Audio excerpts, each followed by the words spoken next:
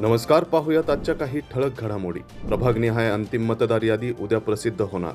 पिंपरी चिंचवड महानगरपालिकेच्या निवडणुकीसाठी प्रभागनिहाय मतदार यादी जाहीर करण्यात आली होती. त्या कामात महापालिकेच्या कर्मचाऱ्यांनी चुका केल्याने घोळ निर्माण होऊन गोंधळ उडाला होता. त्यामुळे मतदार यादींवर तब्बल 10,288 हरकती दाखल झाल्या होत्या.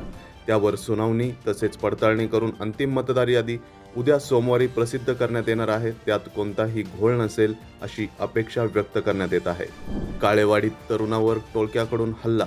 लग्नाला आला नसल्याच्या कारणावरून 4 ते 5 जणांनी एका तरुणाला दांडक्याने मारहाण करून गंभीर जखमी केले.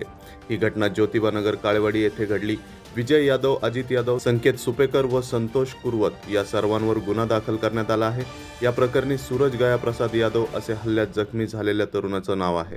रस्त्यांवरील खड्ड्यांमुळे अपघात झाल्यास महापालिका देणार भरपाई. पिंपरी चिंचवड शहरातील मुख्य व अंतर्गत रस्त्यांवर मोठ्या प्रमाणावर खड्डे पडले आहेत. खड्ड्यात वाहनं आदळून लहान मोठे अपघात होत असल्याने त्यात अनेक जण गंभीर जखमी झाले आहेत. आता शहरातील रस्त्यावरील खड्ड्यांमुळे अपघात होऊन जखमी किंवा मृत्यू झाल्यास महानगरपालिकेकडून भरपाई दिली जाणार आहे. मुंबई उच्च न्यायालयाच्या आदेशामुळे महापालिका प्रशासनाकडून ही कारवाई केली जात आहे. शहरात पोलिसांकडून 7 पिस्तुलांसह 6 काडतुसे जप्त.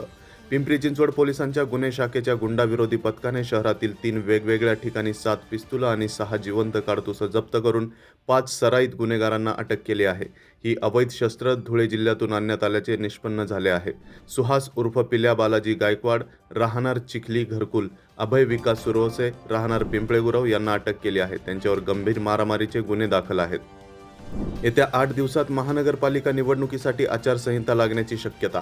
पिंपरी चिंचवड महानगरपालिका निवडणुकीसाठी येथील आठवड्यात आचारसंहिता लागेल असा अंदाज महापालिका प्रशासन तसेच विविध राजकीय पक्षांकडून व्यक्त करण्यात येत आहे. विधिमंडळाचे नागपूर येथील अधिवेशन आज संपल्यानंतर राज्य निवडणूक आयोग महानगरपालिका निवडणुकीचा कार्यक्रम जाहीर करण्याची शक्यता आहे.